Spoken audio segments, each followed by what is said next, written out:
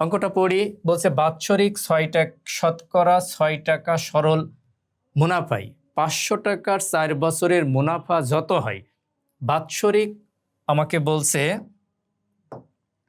বাৎসরিক 5 টাকা মুনাফায় কত টাকার, এখানে কত টাকা 2 বছর 6 মাসের মুনাফা তত হবে। তার মানে অঙ্কটা দেখেন দুইটা পার্ট আছে। দুইটা পার্টের প্রথম পার্টে আমাদেরকে বলছে যত মুনাফা হয়, তার মানে প্রথম পার্টটা থেকে আমরা মুনাফাটা নির্ণয় করতে বলবো। দ্বিতীয় পার্টে আমাদেরকে বলছে 5 টাকা মুনাফায় কত টাকা বিনিয়োগ করলে আমার 2 বছর 6 মাসে তত মুনাফা আসবে। মানে আগের পার্টে যে মুনাফাটা পেয়েছি সেই মুনাফা আসবে, সেটা চাওয়া হয়েছে।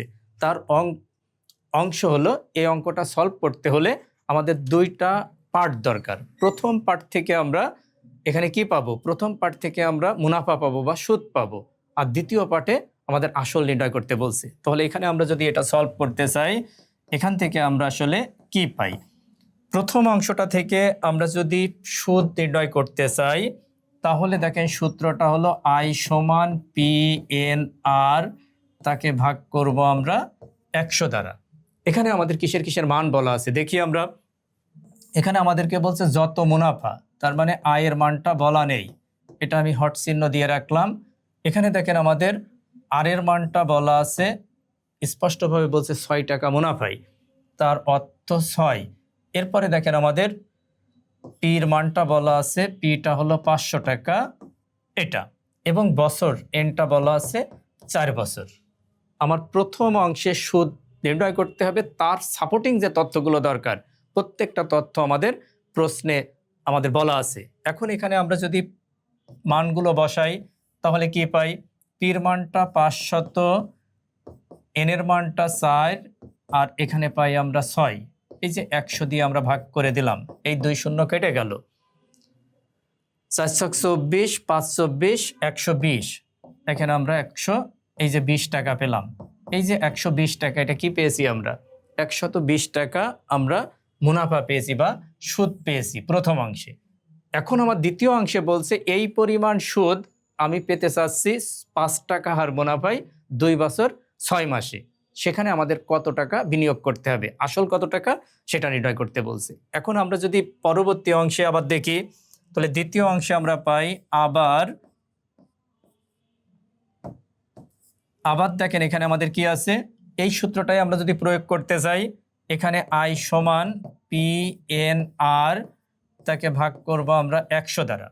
যেহেতু এখানে আমাদের মূলধনটা নির্ণয় করতে বলছে, কত টাকার মূলধনটা নির্ণয় করতে বলছে, তাহলে সূত্রটাকে একটু রিঅ্যারেঞ্জ করে লিখলে আমরা এই আকারটা লিখতে পারি, P সমান 100, তার সাথে গুণ হবে আই, তাকে ভাগ করব আমরা NR দ্বারা।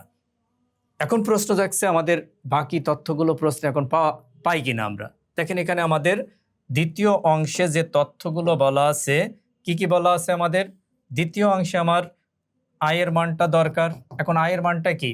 স্পষ্টভাবে বলছে আগে যে মুনাফা হয়েছে সেই পরিমাণ মুনাফা হতে হবে। তো আগে মুনাফা কত টাকা পেয়েছি? 120 টাকা। তাহলে সেকেন্ড পার্টে আয়ের মানটা হবে 120 টাকা।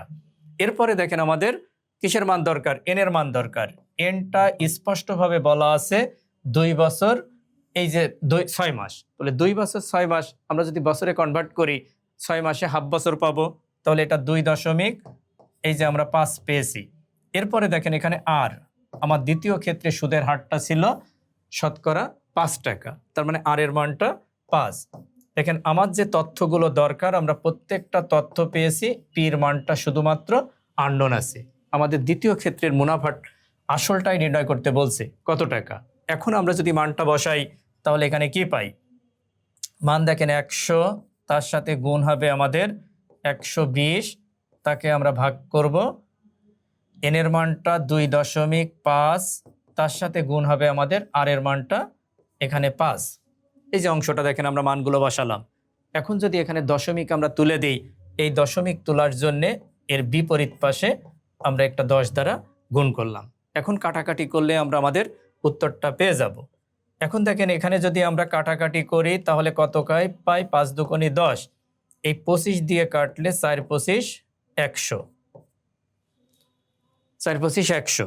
এখন দেখেন আমার নিচের অংশে আর কিছু নাই, তার মানে এখন গুণ করলে আমরা উত্তরটা পেয়ে যাব। তাহলে কি উত্তর পাবো আমরা? 4 দুগুণে 8, 8 12 96, এখানে আমরা একটা শূন্য পেলাম। এই যে দেখেন 960 টাকা পেলাম। এই 960 টাকা কি ছিল আমাদের? দ্বিতীয় ক্ষেত্রে আমাদের যে আসলটা, এই আসলটাই আমাদের চাওয়া হয়েছে। তো এই যে অঙ্কটা আমরা সলভ করলাম, এই অঙ্কটা স্বাভাবিকভাবে সলভ করলে আমরা এই যে অংশটা, এই আকারটা পাই। এখানে দুইবার কাজটা করতে হয়, কিন্তু এই টাইপের কোনো প্রশ্ন যদি কখনো চাকরির পরীক্ষায় আসে, আমরা এর বিকল্প কোনো পথ পাই কিনা। যদি সরল সুদের কোনো অঙ্কে এই যত তত শব্দটা থাকে, যত মুনাফা তত মুনাফা, অথবা যত তত, এই যে তত এবং যত, এই শব্দটা যদি কখনো বলা থাকে, আমরা ইচ্ছা করলে এভাবে স্বাভাবিক নিয়মে অঙ্কটা সলভ করতে পারি। আর কেউ যদি মনে করে না এটা আমি কি শর্ট কোনো পদ্ধতিতে উত্তর করব, তাহলে আমি বিকল্প একটা পথ দেখাচ্ছি। আমার পরামর্শ থাকবে চাকরির পরীক্ষায় আসলে আমরা বিকল্প পথে বা বিকল্প আকারে এই অঙ্কটা আমরা সলভ করব। তাহলে এটা হলো স্বাভাবিক পথটা। বিকল্প যে পথটা, আমরা বিকল্প পথটা যদি একটু দেখি, তাহলে এখানে কি পাই আমরা? বিকল্প পথটা যদি আমরা একটু দেখতে চাই, দেখেন এই যে আকারটা। তাহলে বিকল্প পথে আমরা প্রশ্নটা যদি সলভ করতে চাই, তাহলে আমরা যেটা পাই, যদি কখনো সরল সুদের অঙ্কে এই যত তত শব্দটা থাকে, যত তত থাকলে আমরা যে সূত্রটা প্রয়োগ করব সেটা হলো P1 N1 R1 সমান সমান P2 N2, এটা হলো R2। এখানে দেখেন আমাদের P1 বলতে কি? P1 বলতে প্রথম ক্ষেত্রে মূলধন, N1 বলতে প্রথম ক্ষেত্রে সময়, R1 বলতে প্রথম ক্ষেত্রে সুদের হার। আর P2 বলতে দ্বিতীয় ক্ষেত্রে মূলধন, N2 বলতে দ্বিতীয় ক্ষেত্রে সময়, R2 বলতে দ্বিতীয় ক্ষেত্রে সুদের হার। আমরা এই সূত্রটা কখন প্রয়োগ করব? যদি কোনো সরল সুদের অঙ্কে যত তত শব্দটা থাকে, এই যত তত থাকলে এই সূত্রটা প্রয়োগ করলে আমরা দুটো কাজকে একসাথে করে অল্প সময়ের ভিতরে আমরা এটা সলভ করতে পারি। এখন দেখেন কিভাবে সলভ করতে পারি। এখানে কিসের কিসের তথ্য আমার বলা আছে। প্রথম ক্ষেত্রে আমার মূলধন দরকার। প্রথম ক্ষেত্রে মূলধন আছে 500 টাকা। প্রথম ক্ষেত্রে সময়টা আছে আমাদের কত টাকা? প্রথম ক্ষেত্রে সময় আছে আমাদের 4 বছর এবং সুদের হারটা আছে 6 টাকা। দ্বিতীয় ক্ষেত্রে আমার মূলধনটা চাওয়া হয়েছে, তার মানে P2 মানটা আমাদের দরকার। তাহলে P2টা রেখে দিলাম।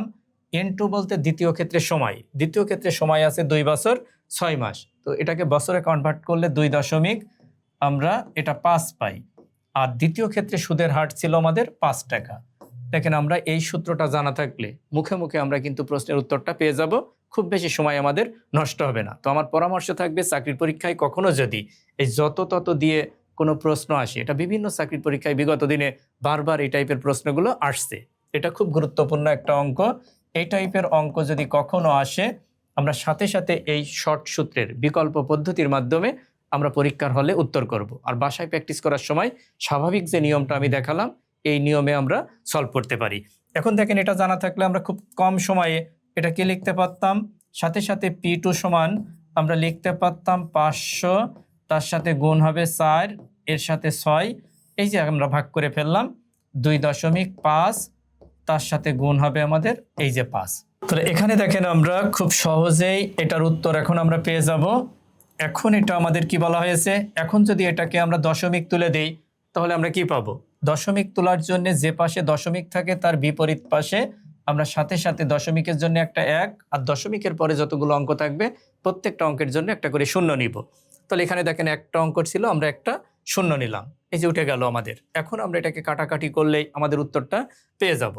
দেখেন এটাকে যদি কাটি, 25 দিয়ে কাটলে এটা পাবো আমরা কত? এটা 20।